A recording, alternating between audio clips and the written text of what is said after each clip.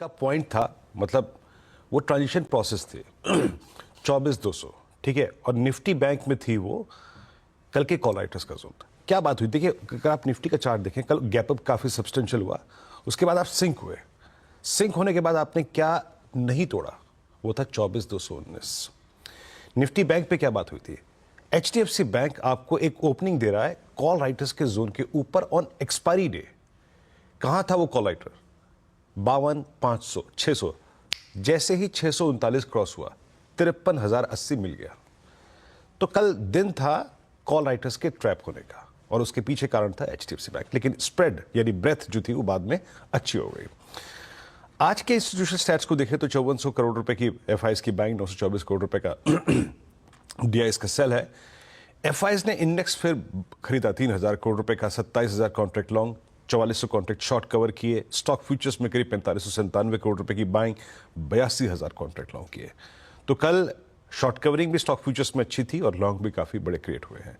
FIs के net long आशीष करीब पहुंच चुके हैं 3,78,000 कॉन्ट्रैक्ट। वो डायग्राम जब आपकी स्क्रीन पे आएगा, जैसा कि कल टिप्पणी हो रही थी आशीष के अबव 24,200 24,200 के ऊपर इस क्लस्टर का 24,000 से 24,500 का जो क्लस्टर है उसका पहला स्ट्रगलिंग पॉइंट है 24,200। इसके ऊपर आपका 24,500 खुल जाएगा, जो कि मंथली स्टैट्स में परसिस्ट कर रहा था, और वो बात अभी भी सही है।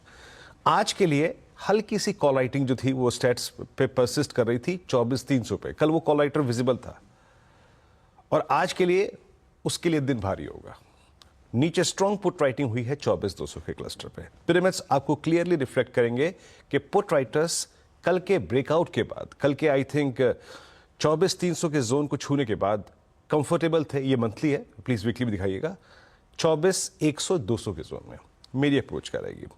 देखिए कल के लॉन्ग है तो भी रखिए, और आज इंट्राडे में ट्रेड करने का देखिए वॉलेटिलिटी परसिस्ट करेगी। जैसे कल गैप अप मिला, सिंक हुआ, फिर 219 को होल्ड किया, लेवल्स लेके आइएगा। पहले बेस को डिस्कस करते हैं।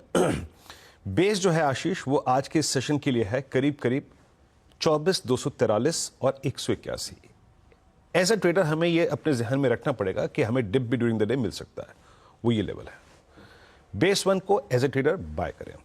ऑन द कॉन्ट्रेरी अगर बेस नहीं मिलता ऑन द हायर साइड, पहला पिवट पॉइंट वही है जो कल मैंने मेंशन किया था, 343 लिखा है रेजिस्टेंस की प्लेट। 343 बाइसेक्ट हुआ तो 389,411 मिलेगा। आज के लिए बड़ा थ्रेशहोल्ड पॉइंट ये है, यहां पे आके अपने ट्रेड्स को चेक कीजिएगा। 389,411 नहीं टिक रहा है, सिंक हो रहा है, प्रॉफिट्स को बुक कीजिए। बट जैसे कि इसने कल कॉल राइटर्स को पहले 52,600 पे ट्रैप किया, फिर 53,000 पे ट्रैप किया निफ्टी बैंक पे, अगर ये 400 वाला कॉल राइटर ट्रैप हुआ और 411 के ऊपर हम सस्टेन हो गया तो आशीष 24,447 भी खुल जाएगा। तो इस तरीके से अप्रोच कीजिए।